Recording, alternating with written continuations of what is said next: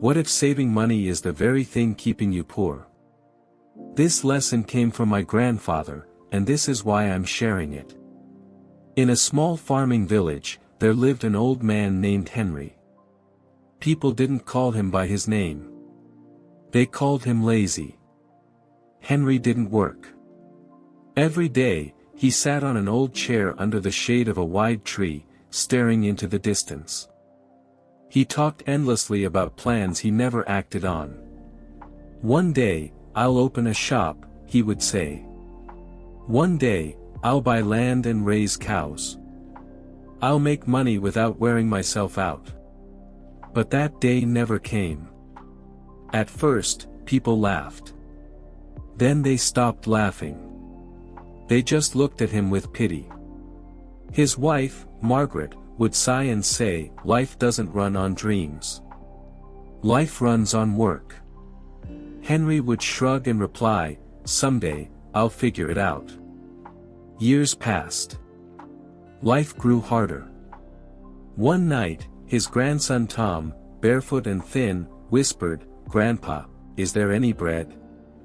Margaret opened the cupboard. It was empty. Henry stared at the floor. His throat tightened. Dreams couldn't be eaten. Ideas couldn't fill an empty stomach. That night, he didn't sleep. The next morning, with shame heavy in his chest, Henry went to work as a day laborer in the fields. The work was brutal. The sun burned his skin. His back bent lower each day. His hands cracked and ached. Sweat stung his eyes. Standing in the middle of the field, he whispered, "This feels like a chain." At night, he returned home exhausted and silent. Margaret served beans and 2 tortillas. Never more. Tom hugged him and asked, "What did they pay you today, Grandpa?" Henry looked at the money and said, "It's little, but it's something." But the money never stayed. Funerals took it. Medicine took it. Food took it. Only a few coins remained on the table. Week after week, the pay came and disappeared. The roof still leaked. Hunger stayed. One afternoon at the village store, Henry overheard some men talking. "The secret is saving," one said. "If you save, you're safe." Those words stayed with him. That night, Henry found a large glass jar and hid it under the bed. Every week, after buying only the bare essentials, he dropped a few coins inside. The sound made him smile. It felt like hope. One day, Tom found the jar. "What's this, Grandpa?" "Our tomorrow," Henry said proudly. But saving was painful. He didn't buy new shoes, even when the old ones fell apart. Food grew scarcer. They ate slowly. Plates were never full. One day, Margaret couldn't stay silent. "What good is saving if we're always hungry?" Henry didn't look up. "Someday, you'll understand." Months passed. The jar filled. To Henry, it looked like safety. One morning, they went to the market. Henry placed the money on the counter. "I want 3 sacks of corn." The seller counted, then shook his head. Prices went up. "This buys 1 sack in half." Henry froze.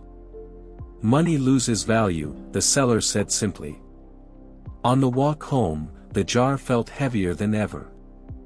That night, Henry poured the coins onto the table and counted them again and again. The number never grew. Tom asked quietly, "Then what's the point of saving, Grandpa?" Henry had no answer. The days grew darker. He grew weaker. Food was never enough.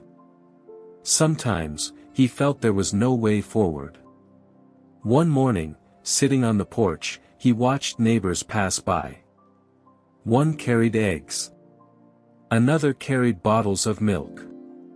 They walked calmly. They didn't look afraid.